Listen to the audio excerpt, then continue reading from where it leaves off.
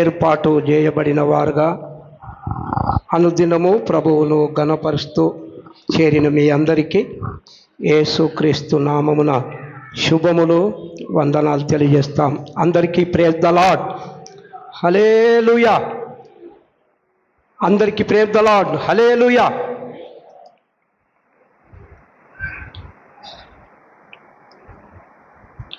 చిన్న మాట చదువుకొని ముందుకు సాగుదాం.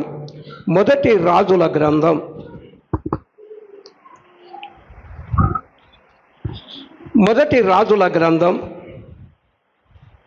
21వ అధ్యాయం.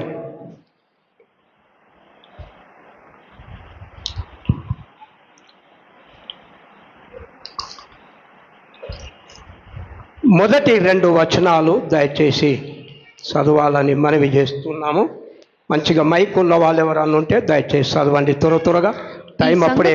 తరువాత యెజ్రెయేలులో షోమ్రోను రాజైన అహాబు నగరును ఆనుకొని యెజ్రెయేలు వాడైన నాబోతునకు ఒక ద్రాక్ష తోట కలిగి ఉండగా అహాబు నాబోతును పిలిపించి, నీ ద్రాక్ష తోట నా నగరును ఆనుకొని ఉన్నది గనుక అది నాకు కూర తోటకిమ్ము, దానికి ప్రతిగా దానికంటే మంచి ద్రాక్ష తోట నీకు ఇచ్చేదను, లేదా నీకు అనుకూలమైన ఎడల దానిని క్రయమునకిమ్మని అడిగెను. అందుకు నాబోతు, నా పిత్రాజీతము నీకిచ్చుటకు నాకు ఎంత మాత్రమును వల్లపడదని చెప్పగా, నా పిత్రాజితము నీకియ్యనని యెజ్రెయేలీయుడైన నాబోతు తనతో చెప్పిన దానిని బట్టి అహాబు మూతి ముడుచుకొనిన వాడై కోపముతో తన నగరునకు పోయి మంచం మీద పరుండి ఎవరితోనూ మాట్లాడకయు భోజనము చేయకయు ఉండెను. చాలు. గొప్ప దేవుడా, చిన్న మాట ద్వారా మాట్లాడండి. మహోన్నతుడా, ఇబ్బందులు, ఇక్కట్టులు, శ్రమలు ప్రభువా ఈ లోకములో ఉన్నాయి, దుఃఖ వేదనలు కూడా ఉన్నాయి. పరిశుద్ధ దేవా, మహోన్నతుడా, అందరికీ చాలిన దేవుడు ప్రభువా, నీ పాదల కొందనాలు. అందరి అవసరతలను తీర్చే దేవుడవు, అక్కర్లను తీర్చే దేవుడవు ప్రభువా, నీ పాదాల కిందికి వస్తున్నాం. ఈ మధ్యాహ్నం వేళ మహోన్నతుడా నీ ఏలుబడికి అప్పగిస్తున్నాం. సహాయం చేయండి. అనర్హులము, అయోగ్యులము తండ్రి, నీవే కార్యము జరిగించి మహిమ పొందుమని, వాక్యము ద్వారా మాట్లాడుమని యేసు నామమున అడుగుతున్నాము తండ్రి. Amen, amen. హల్లెలూయా. మరలా లోపలికి వచ్చినాక మరలా పోకూడదు. ఇక ఎవరైనా మరలా మైకులు కూడా ఫోన్లు కూడా మాట్లాడకూడదు. ఎందుకంటే దేవుని ఆత్మ మొదలే పనిచేస్తలేదు, అంత బలం అంత ప్రభావం పనిచేస్తలేదు. ఎందుకంటే లోక శక్తి ఎక్కువగా పనిచేస్తూ ఉంది. మనము కొద్ది నిమిషాలన్నా జాగ్రత్తగా వీడికి వచ్చిన తర్వాత ఇంట్లోనే ఫోన్లో మాట్లాడితే ఎట్లా? ఫోను ఒక గంట సేపు ఫోను మౌనంగా పెట్టుకోండి, స్విచ్ ఆఫ్ పెట్టుకోండి. దేవునికి విలువ ఇవ్వాలి. మనం అన్నిటికంటే ముఖ్యంగా తెలిసిన వారం లోకస్తులు ఇవ్వరు, దేవునికి విలువ గౌరవం ఇవ్వరు. మనమన్నా దేవునికి గౌరవం ఇవ్వాలి. అందరికంటే గొప్పవాడు, శక్తిమంతుడు, గొప్ప దేవుడు. అలాంటి దేవుణ్ణి మనము కలిగి ఉన్నాం. ప్రియులారా, మనం ఎంతో మౌనంగా రాత్రి కూడా విజ్ఞాపన ప్రార్థనలో ఒక ఆయన గురించి తెలుసుకున్నాం. ఆయన ఎలాంటి వ్యక్తి అయినా దేవుడు ఆ వ్యక్తిని చేరదీసి దగ్గర తీసినటువంటి వ్యక్తిగా మనము చూస్తాం ప్రార్థనలో. ప్రియులారా, తన్ను తాను తగ్గించుకున్నప్పుడు దేవుడు మన మధ్యనకు దిగి వచ్చి కార్యం చేస్తాడు. దేవుడే తగ్గించుకున్నాడు, తన్ను తాను తగ్గించుకొని రిక్తుడుగా ఈ లోకంలోనికి వచ్చాడు. మనము ఏ విషయంలో అతిశయపడడానికి లేదు. ప్రియులారా, ఇక్కడ చాలా విషయాలు ఉన్నాయి. మనకు తెలుసు, ఇజ్రాయేలులో షోమ్రోను రాజైన ఆబు నగరునకు కొని ఇజ్రాయేలు వాడైన నాబోతుకు ఒక ద్రాక్ష తోట కలిగి ఉన్నది అని చూస్తాం కదా. ఒక ద్రాక్ష తోట నాబోతుది, ఒక ద్రాక్ష తోట ఉంది. ఆ నగరులలో పరిపాలన చేసే రాజు అహాబు రాజు పరిపాలన చేస్తూ ఉన్నాడు. ఆయన అంత అధికారం, రాజు అన్నప్పుడు ఆయనదే అధికారం ఉంటుంది కదా. రాజు ఆయనదే అధికారం ఉంటుంది. దాన్ని కానుకొని నాబోత్ అనే వ్యక్తిది ఒక ద్రాక్ష తోట ఆ నగరునకు ఆనుకొని ఉన్నది అన్నాడు. ఎన్నిసార్లు ఆ తోటను చూసినప్పుడల్లా ఈ తోట నాకైతే బాగుండే, నేను ఇంత భూమి ఉన్నది నాకు, కానీ ఈ తోట మధ్యన ఉన్నది, ఈ తోట నాకైతే బాగుండే అనే ఆశ ఈయనకు బాగా పట్టుకొని ఉన్నది. ఈ ద్రాక్ష తోట అంటే ఒకరోజు ఏం చేసిండు ఆయన, ఆహాబు నాబోతును పిలిపించి ఈ ద్రాక్ష తోట నా నగరునకు ఆనుకొని ఉన్నది గనక నాకు కూర తోటకు దాన్ని ఇమ్మని నాబోతును అడిగాడు. ఆ ద్రాక్ష తోట మంచి చెట్లున్నాయి, చేమలు, మంచి ఫామ్ హౌస్ లాగా ఉంది, మంచి ఇక్కడ వచ్చి ఎప్పుడు ఇంకా సంతోషపడవచ్చు అనుకున్నాడు. అది నాకు ఇవ్వు, దీని బదిలీ ఇవ్వమంటే దీనికంటే డబల్ రేట్ ఇచ్చేస్తూ ఇంకో దగ్గర భూమి, లేదంటావు నీకు ధనము కావాలంటే రెట్టింపు వెండి బంగారాలు డబ్బు ఏది కావాలన్నా నీకు ఇస్తాను, దీన్ని నాకు ఇయ్యు అని అంటాడు. అంటే ఆ రాజు అయినప్పుడు కూడా అందుకు నాబోతు నా పిత్రార్జితము, ఇది నా పితరులు సంపాదించింది, గింత భూమి కూడా లేకుంటే ఎట్లా. నేను కూడా ఊరిలో కూడా చాలామంది అనుకోనంగా విన్నా, నేను మా దగ్గర ఎంత భూమి ఉంటే ఏం లాభం, చెరువు కింద ఒక్క గుంట లేదు, మా పితరులు ఒక్కొక్క గుంటలన్నా సంపాదించారు కానీ అది కూడా లేకుండా పోయిందని విన్నా నేను. పిత్రార్జితము అంటే నా పితరులు సంపాదించిన భూమికి ఒకటే తోట ఉంది, నువ్వు వెండి బంగారాలు ఇచ్చినా నేను అది ఇయ్యను, వల్ల పడదది, నేను ఇవ్వను అన్నాడు. ఆయన రాజు కదా, అధికారము కలిగిన వాడు, సమస్తం మీద అధికారము కలిగిన రాజు భూమి మీద ఆయన ఉన్నాడు, గొప్ప అహాబు రాజు. ఇవ్వమని బతిమాలాడు కూడా, అన్నా నేను ఇయ్యను, అది నాకు వల్ల పడదు అని చాలా ఎంత ప్రయత్నం చేసిన నాబోత్ ఇవ్వలేదు ఆ ద్రాక్ష తోటను. ఇవ్వకపోతే అతడు ఏం చేసిండంట చూడండి, నా పిత్రార్జితమును నీకియ్యనని ఇజ్రాయేలీయుడన్న నాబోతు తనతో చెప్పిన దానిని బట్టి అహాబు మూతి ముడుచుకొనిన వాడై కోపముతో తన నగరునకు పోయి మంచం మీద పరుండి ఎవరితో మాటలాడకయు భోజనము చేయకయు ఉండెను అని చూస్తాం. నిఖిల్ వెనకకి వినబడుతుందా వినబడతలేదంటున్నారు మధ్యాహ్న, వాళ్ళు అక్కడ ఏం మాట్లాడుతావో తెలియదు మాకు. అంతవరకు ఈ మైకు మొత్తం ఎండు వరకు పోతలేదా, పోతుందా? చాలామంది వెనకకి వినబడతలేదా అన్నారు మొన్న, అదే అంటున్నా, జర చూడు ఎక్కడెక్కడ ఉన్నదో. మూతి ముడుచుకున్నాడంటే చిన్నపిల్లలు ఏదన్నా చాక్లెట్ ఇప్పియకపోతే మూతి మరుస్తారా లేదా? బాలరాజు నాకు తెలుసు, చాలా వాళ్ళ పాపను భుజాల మీద ఎప్పటికీ వాళ్ళిద్దరికి ఉంటుంది. చిన్నపిల్లాడు చాక్లెట్ ఇవ్వకపోతే, ఒకరికి ఇప్పియకపోతే ఏం చేస్తాడు ఇంకొక ఆయన, నీకు సంఖం మీదికి రాడు, చేతి కూడా పట్టుకొని కూడా నడవడు. నాకు ఆయనకి ఇప్పించడం నాకెందుకు? మా ఇద్దరికైతే వీళ్ళకు బ్రెనాల్డ్కు డెలేజోకి ఇద్దరికి రోజు వాదాన్ని ఎక్కువ. కొంచెం ఏమన్నా కొడుకని ప్రేమ చూపించి ఏమన్నా ఎక్కువ ఇస్తే మాత్రం డెలేజో ఊరుకునేదే కాదు, ఊరుకోదిగా ఫైటింగ్ చేస్తాడు. అట్లా ఈ భూమి ఇవ్వకపోతే బాబు మీరు కూడా అల్లరి చేయకూడదు, నన్ను అల్లరి ఎవరు చేయకూడదు, ఈ భూమి ఇవ్వను అన్నాడు ఆయన. నా పిత్రార్జితం నేను ఇవ్వను, నా పితరులది నేను వల్ల కాదు, నా సంతతి కూడా చెందాలే కదా, ఇది నా పిల్లలకు చెందాలే తరతరాలకు, నేను ఇవ్వను అన్నాడు. మూతి ముడుచుకున్న వాడై మంచం మీద అన్నం తినకుండా నీళ్లు తాగకుండా పోయి మంచం మీద వండుకున్నాడు. అలా భార్య పేరు యెజబేలు. అహాబు రాజు భార్య పేరు ఏం పేరు? యెజబేలు. సామ్రాజ్యం. యెజబేలు దురాత్మ, దయ్యపాత్మ కలిగిన శక్తి యెజబేల్. ఆమె పోయి పడుకోగానే అహాబు రాజు ఎన్నెళ్ళేంది చాలా సంతోషంగా వచ్చేవాడు, మూతి ముడుచుకొని పోయి మంచం మీద పండుకున్నాడు, తినడం లేదు. అప్పుడు యెజబేలు రాని వచ్చి ఏం సంగతి, ఏం జరిగింది నాకు చెప్పు అన్నాడు. ఏం లేదు, మా తోట పక్కన ఉన్న నాబోతును ఆ ద్రాక్ష తోట కూర తోటకి ఇవ్వమన్నా ఇవ్వడం లేదు, నేను ఎంత బతిమలాని ఇవ్వలేదు, నీకు డబ్బు కావాలంటే ఇస్తా, భూమి కావాలంటే ఇస్తా, ఏదంటే ఇస్తే ఆ ద్రాక్ష తోట ఇయ్యకూడదు అని నేను ఇవ్వను అన్నాడు అని ఆయనకు చెప్పాడు. యెజబేలు వచ్చి అని చూస్తాము కదా. 5వ వచనము చదవండి.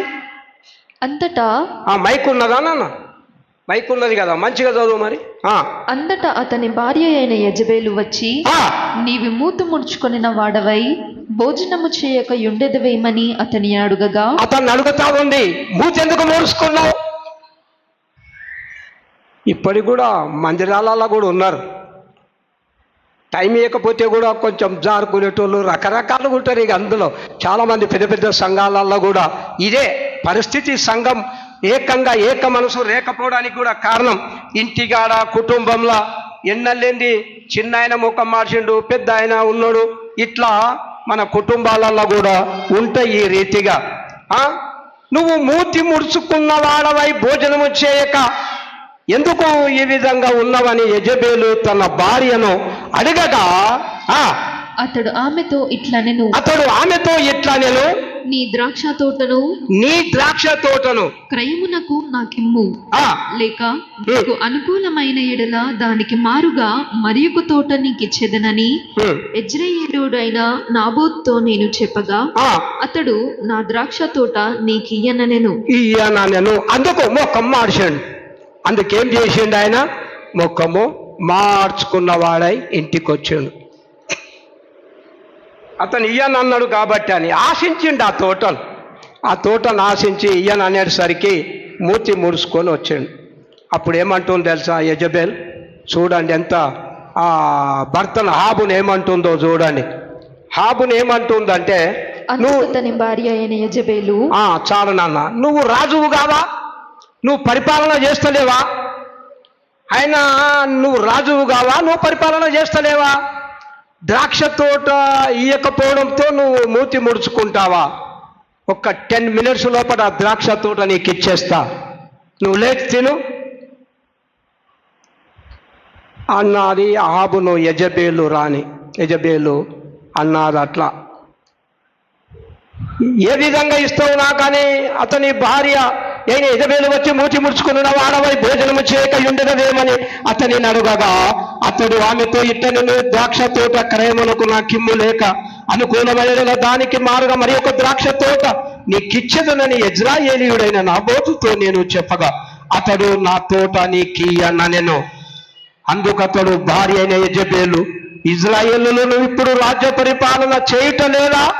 నీవు లేచి భోజనము చేసి మనసులో సంతోషంగా ఉండును, నేనే యెజ్రెయేలీయుడైన నాబోతు ద్రాక్ష తోట నీకిప్పించదనని అతనితోనే చెప్తా ఉంది. నువ్వేం గబ్రాయించకు, ఏం తొందరపడ అవసరం లేదు. ద్రాక్ష తోట కావాలి నీకు, అంతే కదా. నీకు కావాల్సింది ద్రాక్ష తోట, నేను ఇప్పించేస్తా అని చెప్పి ఈయన భోజనం చేస్తున్నాడు, ఆమె పథకం వేస్తూ ఉంది. దురాశలు, అత్యాశలు, ఆశ మంచిదే, దురాశ, అత్యాశ, చివరకు నిరాశ. ఈ లోకం అంతా అదే. ఏది కావాలనుకుంటామో కానీ అది ఎప్పుడూ ఆశతో స్టార్ట్ అయ్యి అత్యాశ, అధికమైన ఆశ పోయి లాస్ట్కు దురాశ, అన్ని ఆశలు పోయి లాస్ట్కు నిరాశనే జిక్కుతా ఉంది లోకంలో. ఒకరి మీద ఒకరు ఆజ్ఞను మీరుతున్నారు. అహాబు రాజు, నీవైనను నీ ఏమున్నది వాక్యములంటే చదవండి. ఏమున్నది వాక్యములంటే నిర్గమకాండము 20:17 వచనము చదవండి. నిర్గమకాండం 20 అధ్యాయం 17 వచనం ఫాస్ట్లా వాక్యం తీయాలి, చేయకపోతే మీకు అర్థం కాదు ఈ మాట. నీ పొరుగువాని ఇల్లు ఆశింపకూడదు. వాళ్ళు అక్కడ కమ్మలు మళ్ళేస్తున్నారు, నువ్వు చదువుతున్నావు కదా, రైట్, చదవాలి. వాళ్ళు మళ్ళేస్తూనే ఉండదు. ఇక వాళ్ళు 1:30 వరకు మళ్ళేసుకొని నువ్వు మాత్రం చదువునానా. నీ పొరుగువాని ఇల్లు ఆశింపకూడదు. నీ పొరుగువాని ఇల్లు ఆశింపకూడదు. నాకే నొస్తలేదు నాన్న, అక్కడ కూడా ఇనొస్తుందా లేదా? మైక్ ఏదో ప్రాబ్లం ఉంది, నాకు ఇనొస్తలేదు. మళ్ళా చదువు నాన్న. నీ పొరుగువాని ఇల్లు ఆశింపకూడదు.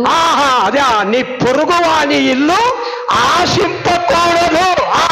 నీ పొరుగువాని భార్య అయినను, అతని దాసునైనను, అతని దాసినైనను, అతని ఎద్దునైనను, అతని గాడిదనైనను, నీ పొరుగువాని తగుదేదైనను తోటనైనను ఆశింపకూడదు. ఇంకొకటి వాళ్ళ తోట కూడా ఆశింపకూడదు అని వాక్యంలో ఉన్నది. విన్నారా? అహాబు రాజు రాజ్య పరిపాలన చేస్తున్నాడు, కానీ ధర్మశాస్త్రం తెలియదు. ధర్మశాస్త్రం తెలవాలి. ఏ రాజైనా పరిశుద్ధ గ్రంథం చేత పట్టుకోవాలి అని వాక్యం సెలవిస్తుంది. ఎవరైనా పర్వాలేదు, ఏ రాజైనా పరిపాలన చేసేవాడు. మరి అన్నారు, మరి కొంతమంది అన్నారు, ఎవరు ఏం రెడ్డి అనే పేరు నాకు బాగా రాదు, రాజకీయాలలో పేర్లు బాగా తెలియదు. ఆయన కూడా బైబిల్ చదివి ప్రమాణం చేస్తున్నారు. చాలామంది రాజులు, ఏ రాజు అయినా పర్లేదు, మరి చదవనికే టైం లేదు ఇప్పుడు, అప్పుడే 12:40 కావస్తుంది. ద్వితీయోపదేశ కాండములు ఏమున్నది, ఏ రాజైనా పర్వాలేదు, నీవు రాజ్య పరిపాలన చేసేటప్పుడు నా ధర్మశాస్త్రాన్ని ఆశ్రయించు అన్నాడు. అందరు గట్టిగా స్తోత్రం చెప్పండి. అందరు చేతులెత్తి స్తోత్రం చెప్పండి. ఎంత మంచి మాట కదా. మోషే భక్తుడు ధర్మశాస్త్రాన్ని రాసిన తర్వాత ఆ ధర్మశాస్త్రాన్ని ఏమన్నాడంటే, ఏ రాజు పరిపాలన చేసినా కానీ కూడా నా ధర్మశాస్త్రము చేతులు ఉండాలి, దాన్ని ఎవరైనా మర్చిపోరాదనే కండిషన్ మోషే భక్తుడు పెట్టాడు. ధర్మశాస్త్రాన్ని ఖచ్చితంగా చదవాలంట. విన్నారా? అప్పుడే ఆశీర్వాదం ఉంటుంది. ధర్మశాస్త్రము చదవనోడు ఎంత ప్రయత్నం చేసినా ధర్మశాస్త్రం చదవనోడు వాడెప్పుడు ఆశీర్వదించబడడు అని తెలియపరుస్తూ ఉంది. 17:21 నుంచి చదవండి, త్వరగా చదవండి. 17:21 ద్వితీయోపదేశ కాండం 17:21 నుంచి చదవండి నాన్న, లేదా 19 నుంచి చదవండి నాన్న, 19 నుంచి చదవండి. అది అతని యొద్ద ఉండవలెను, లేదా 18 నుంచి చదవండి. మరియు అతడు బాగా గమనించండి నాన్న, ఈ ఒక్క మాట మీరు జాగ్రత్తగా గమనించాలని మనవి చేస్తున్నాం. మరియు అతడు రాజ్య సింహాసనమునందు ఆసీనుడైన తర్వాత, ఎవ్వడే గాని, వాడు అన్యుడు గాని, ఏ పరిపాలకుడు గాని, ఏ దేశము గాని, ఏ రాజ్యమే గాని, నేను ధర్మశాస్త్రాన్ని నమ్మను, నేను నిజ దేవుణ్ణి అంగీకరించను, నేను రాజును కదా, నన్ను మించేవాడు దేవుని కంటే మించేవాడు లేడుగా, ఏ రాజు లేడు, ఎవరు లేరు కదా, దేవుడే గొప్పవాడు కదా అందరికంటే. కాబట్టి ఏ రాజు సింహాసనం మీద ఆసీనుడైన తర్వాత అంటాడంటే దాని మీద కూర్చున్న తర్వాత లేవీయులైన యాజకుల స్వాధీనములోనున్న గ్రంథమును చూచి ఆ ధర్మశాస్త్రమునకు ఒక పత్రిని తన కొరకు రాసుకొనవలెను. అది అతని యొద్ద ఉండవలెను. చూసినవా? దేవుడు ఏ రాజు పరిపాలన చేసినా, చిన్న పోస్ట్ వచ్చినా, చిన్న ఉద్యోగం వచ్చినా, ఏదైనా, నేను 3 సెక్షన్లు మార్చిన, 3 సెక్షన్లలో 3 బైబిల్ను అట్టగే పూర్తి చేసి అక్కడనే పెట్టిన. 3 సెక్షన్లో పిఎషాప్ ఇక్కడ కొన్ని సెక్షన్లు అన్నీ నాకెంత ప్రమోషన్ వచ్చిన కొద్దిగా అక్కడక్కడ బైబిల్ అక్కడనే విడిసబెట్టేసిన. చాలామంది కుమార్ అని ఉన్నాడు ఇంద్రకన్నా, ఆ పిల్లగాడు కూడా ఇప్పుడు ఆ బైబిల్ తీసుకొని చదివారు, 3 కూడా. ఎక్కడ 10 వచ్చినప్పుడు కూడా నీ చేతిలో పరిశుద్ధ గ్రంథం ఉండాలి, సిగ్గుపడకూడదు. అరే వీళ్ళు తక్కువ కులముది, ఆ కులము అట్టెవ్వరు అనుకోనకూడదు. అందరికంటే పెద్ద కులస్తుడు ఈయననే, సమస్తమును నిర్మించిన వాడు ఆయన్నే, ఆయన జ్యేష్ఠుడు, ఉన్నతుడు. ఈయనంత ఉన్నతమైన స్థలంలో ఎవరూ లేరు. ఆయన పేరు ఉన్నతుడు, మహోన్నతుడు, అందరికంటే పెద్దవాడు, అందరికంటే గొప్పవాడు, మహోన్నతుడు. యోనా కంటే గొప్పవాడు, మోషే కంటే గొప్పవాడు, సొలొమోను కంటే గొప్పవాడు, బైబిల్ ఉన్న గ్రంథములున్న దేవుడు అందరిలో గొప్పవాడు. అనబడినవి అనేకములున్నను, దేవుడు ఒక్కడే, ఆయన సృష్టికర్త. ఏ రాజైనా రాజసింహాసనం మీద ఆసీనుడైనప్పుడు పరిశుద్ధ గ్రంథం ఎవరి దగ్గర దొరుకుతుందంటే లేవీయుల దగ్గర దొరుకుతుందని. లేవీయులు అంటే యాజక సమూహం, మోషే హారోనులు, లేవి సంతతి వాళ్ళ దగ్గరనే ఆ పరిశుద్ధ గ్రంథం ఉంటుంది. ఆ రాజు బాగానే మనుషులను పంపించి ఆ ధర్మశాస్త్ర గ్రంథాన్ని తెచ్చుకొని దానిని చదువుచుండవలెను, అది అతని యొద్ద ఉండవలెను. ఆహా, ఎంత గొప్ప ఆశీర్వాదం కదా. అది అతని యుద్ధ ఉండవలెను. వెండి బంగారాలు కాదు, ఒంటెలు కాదు, ఇనుప రథాలు కాదు, అగ్ని రథాలు కాదు, ఏ ఆస్తి కాదు, భూములు కాదు, రిజిస్టర్ భూములు, లావణ్య పట్ట కాదు, పర్మనెంట్ పట్ట కాదు. లావణ్య పట్ట గ్రామ కంఠాల కంటే, అన్ని కంఠాల కంటే ఈ పరిశుద్ధ గ్రంథం చాలా శక్తి గలది, ధైర్యం ఇచ్చేది, బలం ఇచ్చేది. ఏ రాజు సింహాసనం మీద ఉంటాడో వాని చేతులు ఏముండాలి చెప్పండి? ఎవరు చెప్తలేరు. ఏముండాలి చేతులా? ఏముండాలి అన్న? ఇంతవరకు వంశీ చెప్పాడు కర్ర చేతులు ఉండే, మోసే చేతుల కర్ర. కానీ ఇక్కడ చూడండి, మోసే చేతుల కర్ర. ఆ తర్వాత ధర్మశాస్త్రం రాసింది ఎవరు? దేవుడు. ఆ ధర్మశాస్త్రాన్ని కూడా మోసే చేతిలో కప్పకిచ్చాడు, రాతి పలకలు. అది మన దగ్గర ఉండవలెను. టైం చాలా గడుస్తుంది, తొందరగా చదవండి.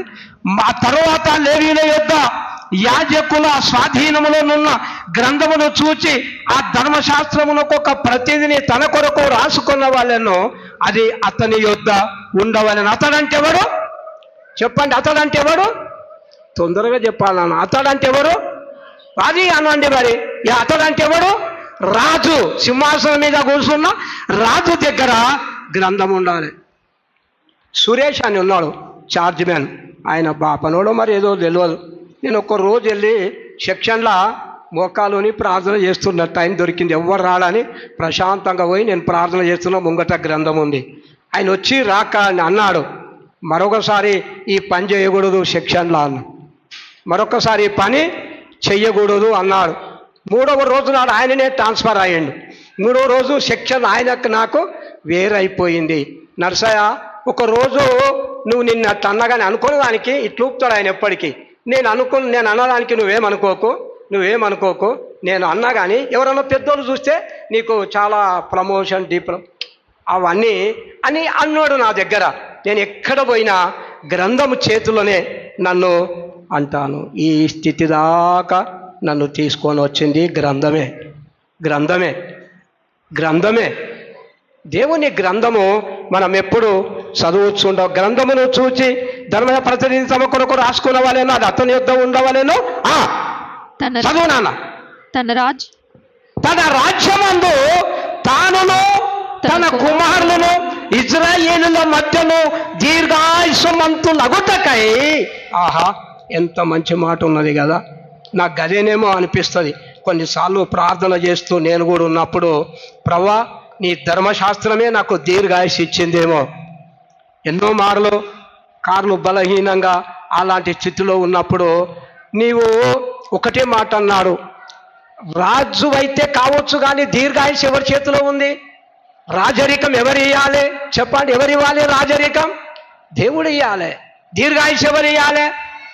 నువ్వు రాజు అయితే ప్రజలందరూ, భూమి మీద ఉన్న ప్రజలందరికీ అధిపతి ఒక రాజువు, అందరూ నీ స్వాధీనంలో ఉన్నవు. కానీ నీ స్వాధీనం, నీ కాలగతులు దేవుని వశంలో ఉన్నవి. అంతే కదా ప్రకాష్? అంతేనా కాదా? మన కాలగతులు ఎవరి వశంలో ఉన్నాయి? దేవుని వశంలో ఉన్నాయి. మీరు డైరెక్టర్కు భయపడతారేమో కానీ డైరెక్టర్ కాలగతులు కూడా ఎవరి వశంలో ఉన్నాయి? నమ్మినా నమ్మకపోయినా కాలగతులన్నీ దేవుని వశంలో. నువ్వు దీర్ఘాయుష్మంతుడగునట్లు అని వ్రాయబడి ఉంది కదా. మాట చెప్పి నేను ముందుకు సాగుతా.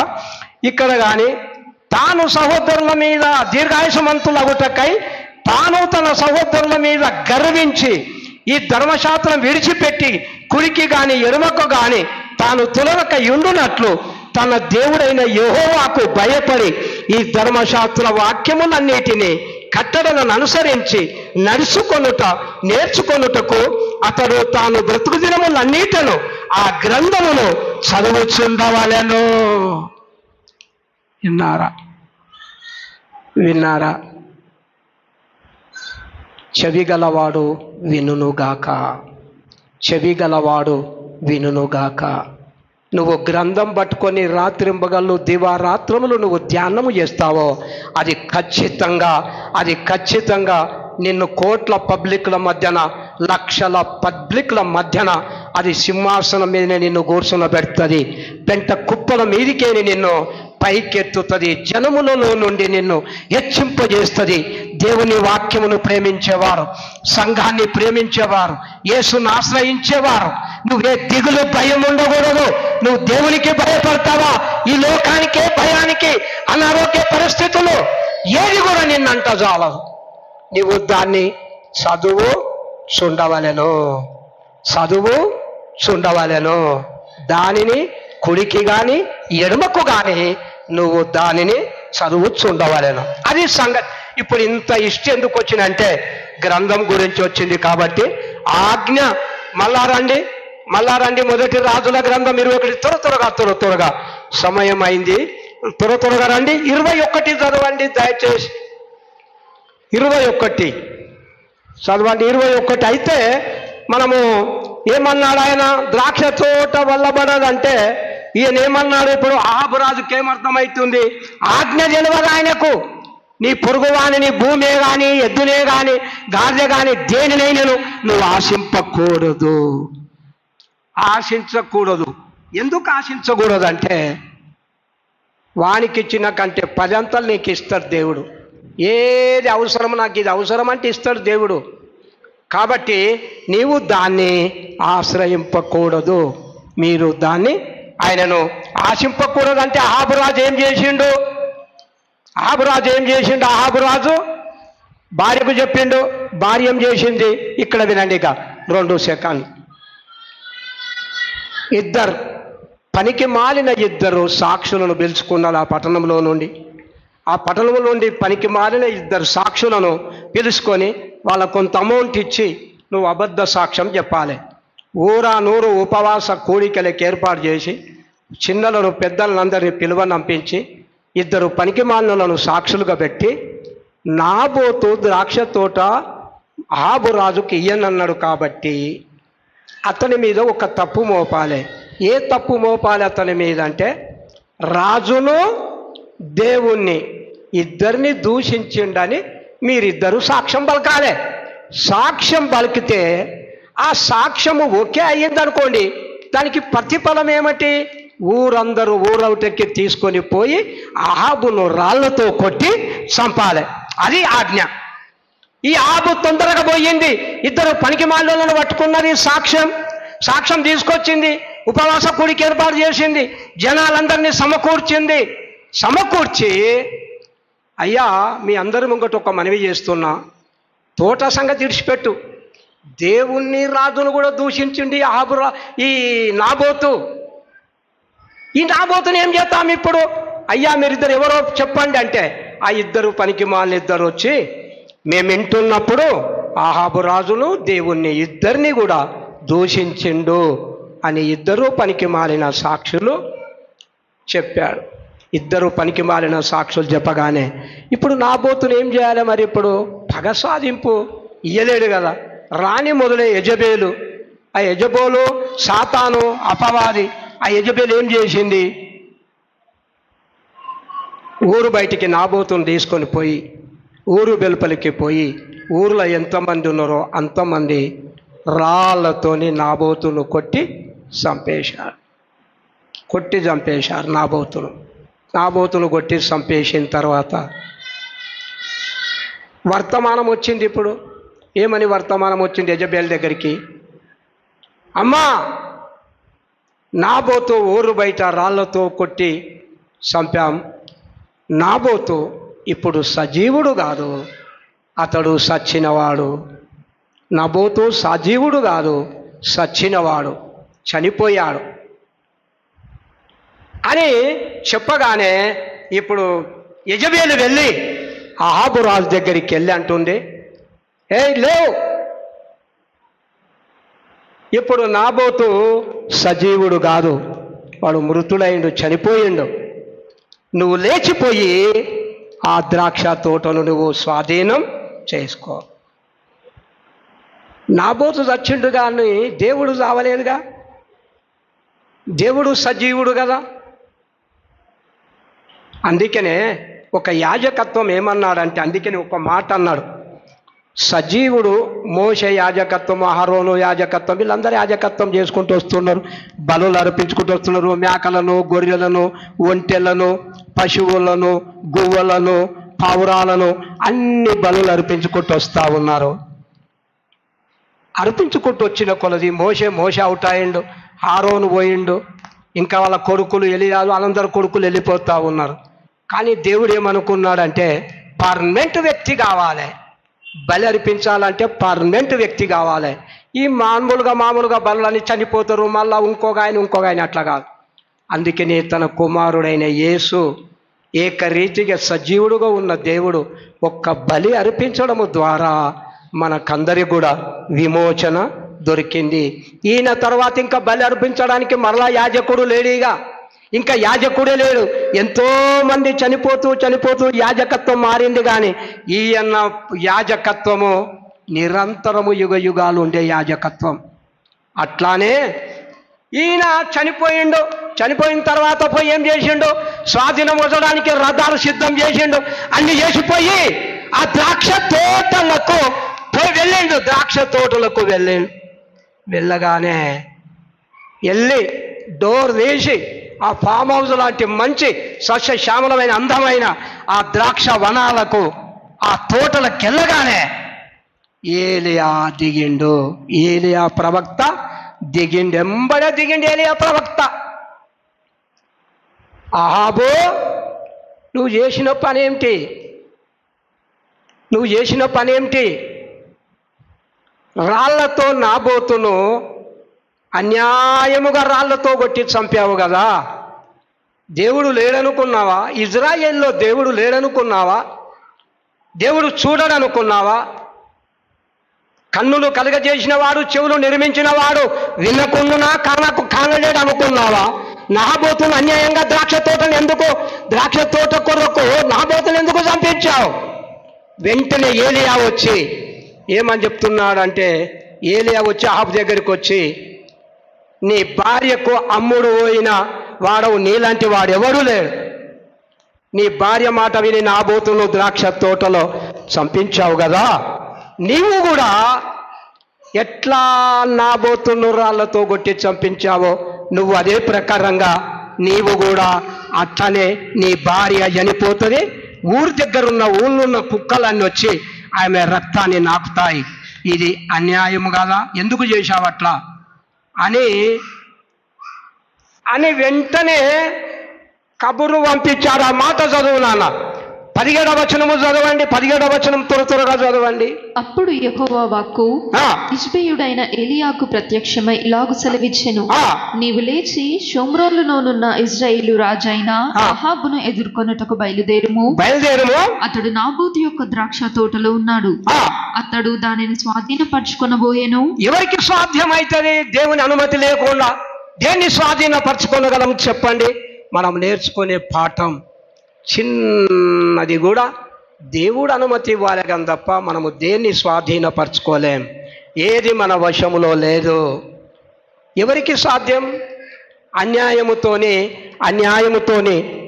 స్వాధీనపరచుకొనబోయేనని నీవు నాబోతుతో చంపితివా. చదువు నాన్న, కంటిన్యూగా చదువు. నీవు అతనిని చూచి ఇలాగు ప్రకటించుము. యెహోవా సెలవిచ్చినదేమనగా దీన్ని స్వాధీనపరచుకొనవలెనని నీవు నాబోతును చంపితివి గదా. యెహోవా సెలవిచ్చినదేమనగా ఏ స్థలమందు కుక్కలు నాబోతును రక్తమును నాకెనో ఆ స్థలమందే కుక్కలు నీ రక్తమును నిజముగా నాకునని అతనితో చెప్పెను. అంతటా అహాబు ఏలియాను చూచి, నా పగవాడా, నీ చేతిలో నేను చిక్కుబడితినా అన్నాడు కదా. పాపం చిక్కుబడుతుంది. పాపం ఎప్పటికైనా ఒక రోజు కంపల్సరీ చిక్కించుకుంటది. నీవు చేసిన దోషం, నువ్వు చేసిన పాపం, నువ్వు చేసిన చెడు ఖచ్చితంగా ఒక రోజు చిక్కించుకుంటది, దొరకబడుతుంది. ఖచ్చితంగా దొరకబడుతుంది ఒక రోజు. నేను అయ్యో నీ ఎదుట పగవాడా, నీ ఎదుట చిక్కుబడుతుంది కదా అన్నాడు. అది నిజమే. చెప్పాలంటే నేనంటాను ఇప్పుడు ఒక మాట, పరలోక మాత్రము మనకు స్వాస్థ్యం. మనము స్వాస్థ్యం అందనీయకుండా దుష్టుడు పనిచేస్తున్నాడు. ఆ పరలోక రాజ్య స్వాస్థ్యం కొరకు మనం ఎంత పోరాడాలి. నాబోతు ద్రాక్ష తోట నిమిత్తం తన ప్రాణాన్ని అర్పించినాడు. మన పరలోక రాజ్యమైన స్వాస్థ్యం కొరకు మనం ఏం త్యాగం చేస్తున్నాం చెప్పండి? ఉపవాస ప్రార్థన చేస్తున్నావా? సువార్త ప్రకటిస్తున్నావా? నువ్వు నేను ఏం చేస్తున్నావు? సుఖపడుతున్నావు? ధనవంతునితో అబ్రహాం అన్న రీతిగా, తండ్రివైన అబ్రహామా నాకు నీళ్ళ చుక్కును పంపించుమంటే అబ్రహాం ఏమన్నాడంటే, ధనవంతునితో, పాతాళములో ఉన్న ధనవంతులతో నీవు సుఖము అనుభవించితివి, లాజరు కష్టము అనుభవించిండు అన్నాడు. మన జీవితంలో ఆ స్వాస్థ్యము కొరకు, తన స్వాస్థ్యము కొరకు నాబోతు ప్రాణాన్ని ఇచ్చేశాడు. మన పాపముల కొరకు క్రీస్తు కూడా ప్రాణం పెట్టాడు. ఆ స్వాస్థ్యం కొరకు మన త్యాగం. ఎందుకంటే ఈ స్వాస్థ్యాన్ని అత్తుకున్నాడు. సంఖ్యాకాండం 36వ అధ్యాయం, త్వరగా చూడండి. ఈ మాటలు చాలా ఇంపార్టెంట్. ఈ మాటలు చాలా ఇంపార్టెంట్. చూడండి, సంఖ్యాకాండం 36వ అధ్యాయం 7వ వచనాన్ని చదవండి దయచేసి. 7వ వచనాన్ని దయచేసి. స్వాస్థ్యము చాలా జాగ్రత్తగా విను నాన్న. ఇక్కడ తీశారు కదా, అందరు తీయండి దయచేసి.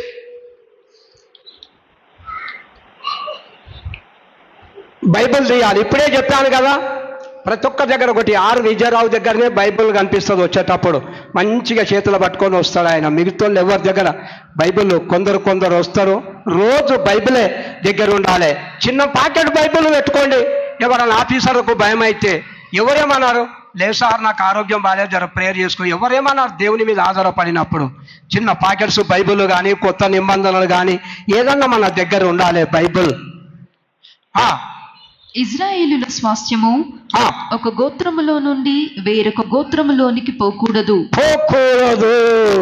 నాబోతు చాలా తెలివిపరుడు, పరిపాలన చేస్తున్నాడు. కానీ అహాబు రాజు దగ్గర లేని తెలివి నాబోతు దగ్గర ఉన్నది. ఒక గోత్రంలో నుండి ఇంకొక గోత్రమునకు తన స్వాస్థ్యము వెళ్ళకూడదు. దాన్ని పట్టుకున్నాడు అహాబు.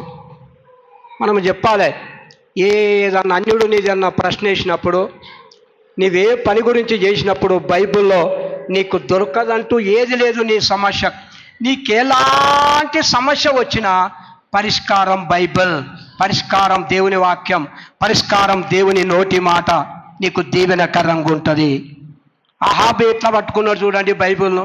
ఇప్పుడు నేను ఆయనకి ఇవ్వాలంటే నా గోత్రం వేరు, అహాబు రాజు గోత్రం వేరు. నా గోత్రం నేను ఇజ్రాయేలుల నుండి, నేను ఇజ్రాయేలుని, నేను దేవుని నమ్మినోని. ఆ గోత్రంలో నుండి అన్య జనాంగానికి ఎట్లా ఇస్తా? నేను ఇవ్వను కదా. రాజు కావచ్చు, ఎవరన్నా కావచ్చు. ఇజ్రాయేలీయుల స్వాస్థ్యము ఒక గోత్రము నుండి వేరొక గోత్రములోనికి పోకూడదు. విన్నారా? ఒక గోత్రంలో నుండి ఇంకో గోత్రానికి పోకూడదు. అది గట్టిగా పట్టుకున్నాడు. చదువు నాన్న. ఇశ్రాయేలీయులలో ప్రతివాడును తన పితరుల గోత్ర స్వాస్థ్యమును హత్తుకొని ఉండవలెను. హత్తుకున్నాడు. ఇప్పుడు అది చేయవలసిన పాయింట్. అర్థమైందా మీకు? ఏమర్థమైంది ఇప్పుడు? నాబోతు లేఖనం ఏమున్నదో లేఖనం ప్రకారం ఈ పుత్రాజితమును, ఈ స్వాస్థ్యాన్ని నేను ఇయ్యకూడదు, వేరొక గోత్రానికి వెళ్ళకూడదు అది అని దాన్ని హత్తుకొని ఉండవలను. హాబేం ఆశిస్తున్నాడు, నాబోతేమో హత్తుకున్నాడు. నాబోతు హత్తుకున్నాడు, అహాబు ఆశిస్తున్నాడు. ఆశ మంచిదే, కానీ దురాశ మంచిది కాదు కదా. అబద్ధ సాక్షులు నిలబెట్టడం మంచిది కాదు కదా. అబద్ధ సాక్షులను తప్పుడు నేరము మోపి దేవుణ్ణి, రాజును ద్వేషిస్తున్నామని చెప్పి రాళ్లతో కొట్టి చంపడం మంచిది కాదు కదా. ఈ అహాబు రాజు పరిపాలకుడే దొంగ అయితే ఎట్లా?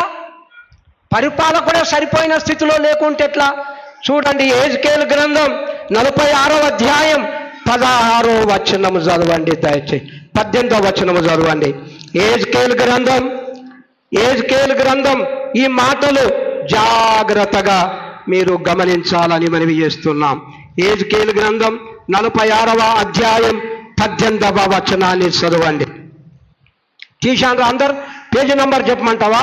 728, 728 పేజీ నంబర్, 728 పేజీ నంబర్. 18వ వచనం అందరు చేశారు కదా. రైట్. చదవండి. జనులు తమ స్వాస్థ్యమును అనుభవించకుండా అధిపతి వారి భూమిని, చూడండి, నాబోతేమో దాన్ని గట్టిగా పట్టుకున్నాడు.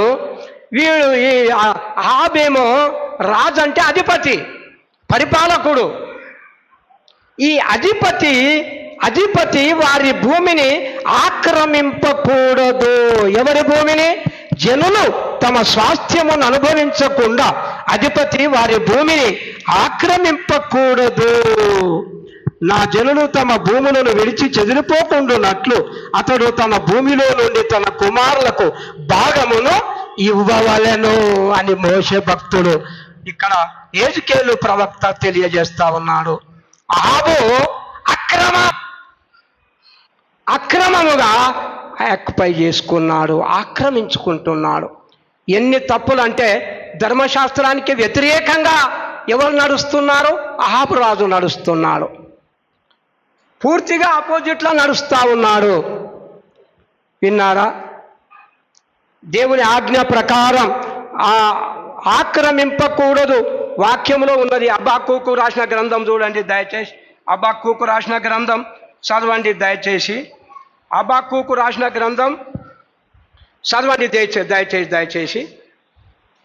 హబక్కూకు రాసిన గ్రంథం 2:9 చదువునా దయచేసి. త్వరగా, టైం లేదు, త్వరగా ముగించాలి. తనకు అపాయము రాకుండానట్లు తన నివాసమును బలపరుచుకొని తన ఇంటి వారి కొరకై అన్యాయముగా లాభము సంపాదించుకుని వానికి శ్రమ. బాధ వచ్చింది ఇప్పుడు అహాబుకు. అన్యాయముగా లాభము సంపాదించుకున్న వారికి శ్రమ. అందులోనే 2:6 కూడా చదువునానా? 2:6 కూడా చదవండి. తనది కాని దానిని ఆక్రమించి తనది కాని దానిని ఆక్రమించి అభివృద్ధి నొందిన వానికి శ్రమ. అసలే పోలీస్ స్టేషన్ అవసరం లేదు, ఒక అధిపతి అవసరం లేదు. ఈ బైబిల్ వాక్యాన్ని ద్వితీయోపదేశ కాండం, లేవియా కాండం, సంఖ్యాకాండం, నిర్గమకాండం, ఈ కాండాలన్నీ చదివితే మన జీవితంలో అట్టడుగు నడవడానికి ప్రతి లేఖనం మనకు అడ్డు తగులుతూ ఉంటుంది. ప్రతిదానికి వాక్యం అడ్డు తగులుతూ ఉంటుంది. ఏం చెప్పిండో చెప్పండి. ఇప్పుడు ఇక్కడ ఏమని వ్రాయబడి ఉంది? తనది కాని దాని కొరకు ఆక్రమించువానికి శ్రమ. ఇట్లా పోతే చాలా విషయాలు పరిశుద్ధ గ్రంథంలో ఉన్నాయి ప్రియులారా. మన జీవితంలో కూడా దేవుని కొరకు నీ సమర్పణ ఏమిటి? ఇప్పుడు అడుగుతున్నా నేను మధ్యాహ్నం. నీ సమర్పణ, ఒకరోజు ఉపాసం ఉంటున్నావా? పరిశుద్ధ గ్రంథం రోజు చదువుతున్నావా? ప్రార్థన చేస్తున్నావా? లేకపోతే ఏదో అలాల్ టప్ప చదవాలని మేము ఎప్పటికీ అనుకుంటాం. ఆ తమ్ముడు మూల కూర్చున్నాడు, ప్రేమానందం. ఆయన పేరు కూడా నీ ప్రేమానందం, ఈ ప్రేమానందం, ఆ ప్రేమానందం కూడా ఆయన పేరు. అయితే రాములు బైబిల్ ముందట పెట్టుకుంటాడు. ఈ చిన్నోడు వస్తాడు, ఇక్కడికి డ్యూటీలకి వెళ్ళి 2 గంటలకు వస్తాడు. వాడు వచ్చి అంటాడు, అరే నువ్వు ఎప్పుడన్నా బైబిల్ చదువుతావురా అంటే, వాడంటాడు, నీ ముంగట బైబిల్ ఉంటుంది కానీ నీ మనసులో మాత్రం పొలం ఉంటుంది అంటాడు. నీ ముందట బైబిల్, ఒక స్టాండు పెద్ద బైబిల్ తెచ్చుకున్నాడు. పెద్దగా ఉంటుందని బైబిల్ చాలా. ఆ బైబిల్ పెట్టుకుంటాడు, ముందట చదువుతాడు. అరే నేను ముందట అందుంటాను, ఎట్లా అందుంటాను, నేను చదువుతున్నాను కదా. ఏం లాభం? నేను చదివిన ఒకటే, నువ్వు చదువుకున్న ఒకటే. అట్లా లేఖనము చాలా పరిణమిస్తే చేతుల బైబిల్ ఉంటే ఏం చెప్తాడంటే నీకు దీర్ఘాయుస్సునిస్తాడు అన్నాడు. విన్నారా? అద్దము వంటి వాక్యము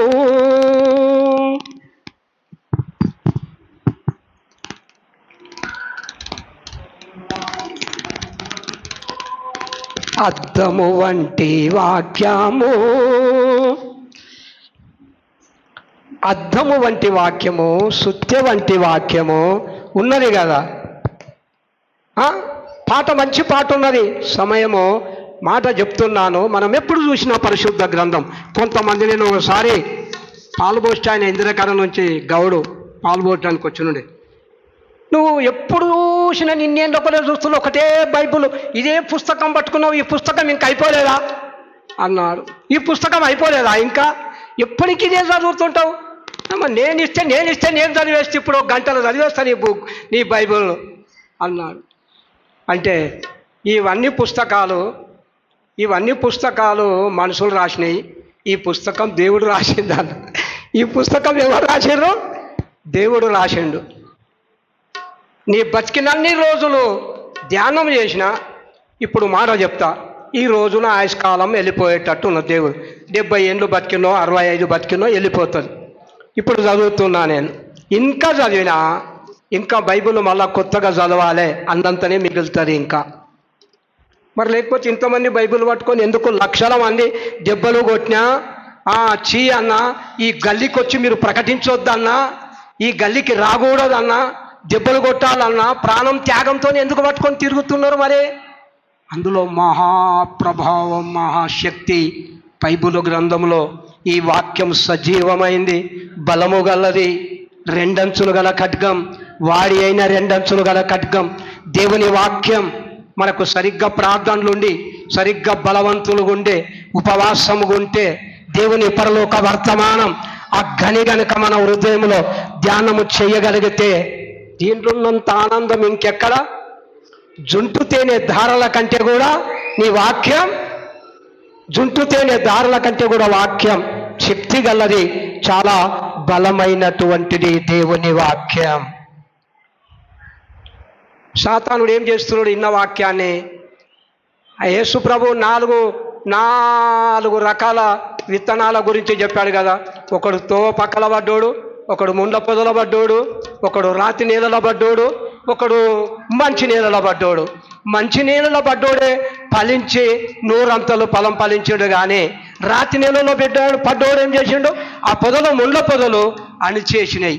రాతి నేలలో తో పక్కన పడ్డోడు, నేల గట్టిగా ఉన్నది కాబట్టి విత్తనాలు సలినే అట్టగే ఉన్నాయి, ఆకాశ పక్షులు వచ్చి వాటిని ఎత్తుకొని పోయినాయి. రాతి నేలలో పడ్డోడు పచ్చగా కొంచెం రాతి మీద మన్నుండే కొంచెం మొలిసినాయి, సూర్యుని వేడిమికి అదేమైంది? మాడిపోయింది. గ్రహింపకుంటే, దేవుని వాక్యం గ్రహించకుంటే సాతానుడు వచ్చి వెతుకొని వెళ్ళిపోతా ఉన్నాడు. అందుకని యేసు ప్రభు ఒక మాట అన్నాడు. ఏమన్నాడంటే 99 మారు మనసు అక్కర్రలేని 99 గొర్రెల కంటే ఒక్క గొర్రె మారు మనసు పొందితే ఆ గొర్రెను వెతికి 99 గొర్రెలను విడిచిపెట్టి ఆ ఒక్క గొర్రెను విడిచి అరణ్యమంతా తిరిగి ఆ ఒక్క గొర్రెను తీసుకొని భుజాల మీద మోసుకొని తన ఇంటికి వచ్చాను. మన ప్రభు అదే పని చేస్తున్నాడు. నన్ను ఒక్క గొర్రెను భుజాల మీద వేసుకొని పరలోకపు ఇంటికి మోసుకెళ్తున్నాడు. రోజు పరలోకపు ఇంటి దాకా ఎవరు మాన మనసు పొందుతారో వాళ్ళను భుజాల మీద వేసుకొని పరలోకపు ఇంటికి చేరుస్తూ ఉంటాడు. 99 గొర్రెలు మారు మనసు అక్కరలేని. చూడండి, లూకా సువార్త 15వ అధ్యాయం, లూకా సువార్త 15వ అధ్యాయం, లూకా సువార్త 15వ అధ్యాయం మొదటి నుండి చదవండి. తొందరగా, ఇదేనా కొత్త నిబంధన కదా, తెలుసు కదా అందరికి. పేజీ నంబర్ తొందరగానే దొరుకుతుంది. 68 పేజీ నంబర్ 68. ఒకప్పుడు సమస్తమైన సుంకరులను పాపులను ఆయన బోధ వింటకు ఆయన దగ్గరకు వచ్చుచుండగా పరిసయ్యులను శాస్త్రులను అది చూచి ఇతడు పాపులను చేర్చుకొని వారితో కూడా భోజనము చేయుచున్నాడని చాలా సనగుకొనిరి. అందుకు ఆయన వారితో ఈ ఉపమానము చెప్పెను.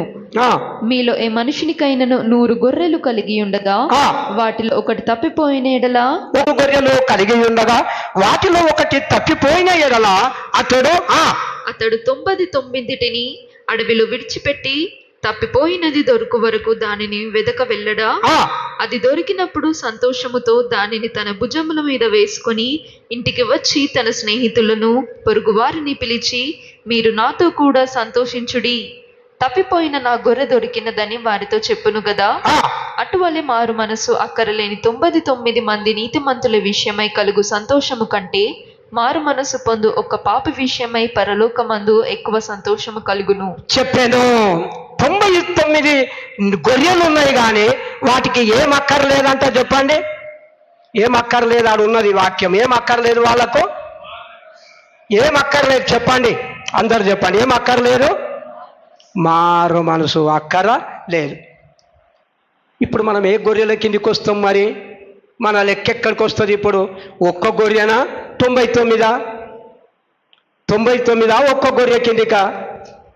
మారు మనసు అక్కరలేని గొర్రెలు. యేసు ప్రభు ఏం చెప్పాడు? పరలోక రాజ్యము సమీపించి ఉన్నది, మారు మనసు పొందాలి.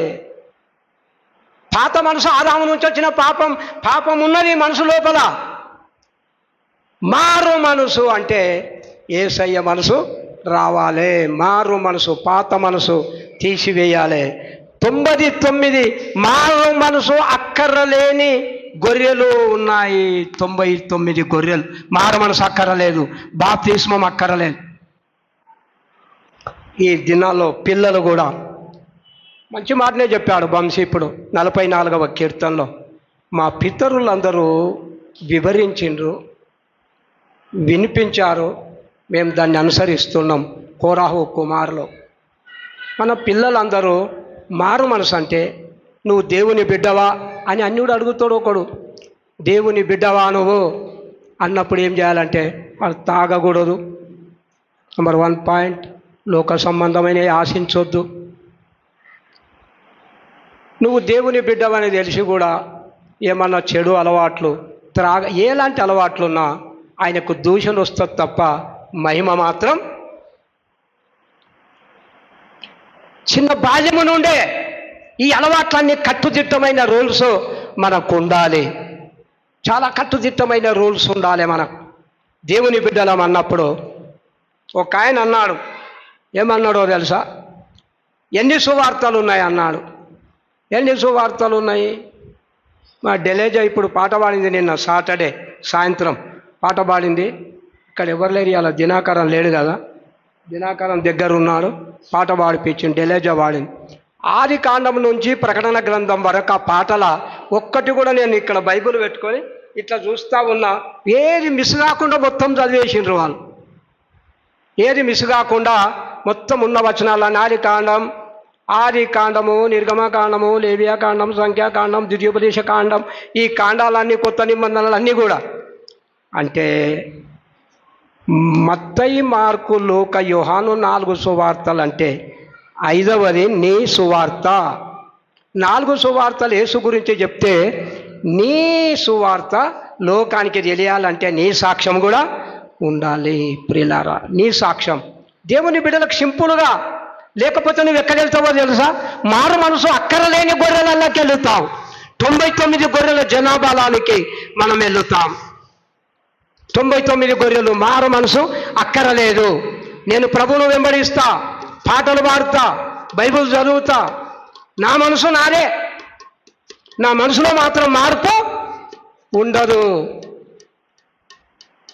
లోకం చేసేవలసినవి అన్నీ చేస్తా, లోకంలో ఉన్నాయన్నీ, ఈ లోకంలో ఉన్నాయన్నీ నేను చేస్తా, పరలోకం నా స్వాస్థ్యం అంటే కలవదు.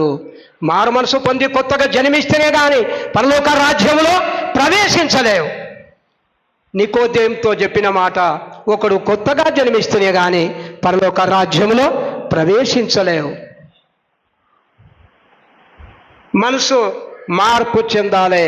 అయితే ఇప్పుడు ఎక్కడ మన గుంపు ఎక్కడ? ఇప్పుడు 99 గొర్రెల గుంప, ఒక్క గుంపును, ఒక్క గొర్రెను చూసి తన భుజాల మీద ఎత్తుకొని తన ఇంటికి అంటే పరలోకానికి చేర్చేది దేవుడు మనకున్నాడు. ప్రియులారా, మన జీవితంలో అలానే మనము కూడా ఇంకెన్నో విషయాలు ఉన్నాయి. అబద్ధ సాక్ష్యాలు చెప్పి నాబోతును స్వాస్థ్యం చేసుకోవాలి. సాతానుడు ఏం చేస్తున్నాడో తెలుసా?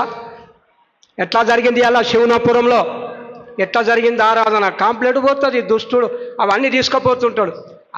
ఏం చెప్పిండు? ఆయననే దేవరాజు జరిసేపోలు 2 పిల్లలు బయట లొల్లి పెడుతున్నారు. ఎంట కూడా సరిగ్గా వినబడలేదు, ఏదో మామూలుగా విన్నారు, జరిసేపు చల్లగా ఉన్నదానికి పోయిండ్రు, యువతలికి వచ్చిండ్రు. ఆయన మారు మనసు గురించి ఏమైనా చెప్పిండు? మారు మనసు గురించి కూడా చెప్పిండు. మారు మనసు పొందిన ఎవరన్నా ఏం పొందలేరు. వాళ్ళకున్న మనసుతోనే, వాళ్ళకున్న మనసు మాత్రం ఎప్పుడు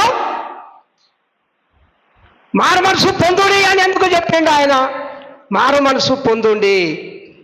ఇప్పటికైనా ఎప్పటికైనా దేవుడు ఒక పాపిని, దేవా నేను పాపం చేసిన అన్నోన్ని ఎవరిని అన్న దూరం కొట్టిండేమో చెప్పండి. దేవుడు ఎవరిని దూరం కొట్టలేడు. ఆయన నేను పాపిని ప్రభువా అను నువ్వు అని అడిగితే దేవుడు ఎవరినైనా చేరదీస్తాడు, ఎవరినైనా దేవుడు దగ్గర తీస్తాడు. అందరం మోకరించుదాం, అందరం మోకాళ్ళు ఉందామా? అందరం మోకరించుదాం. దేవా ఈ పరలోకపు స్వాస్థ్యం కొరకు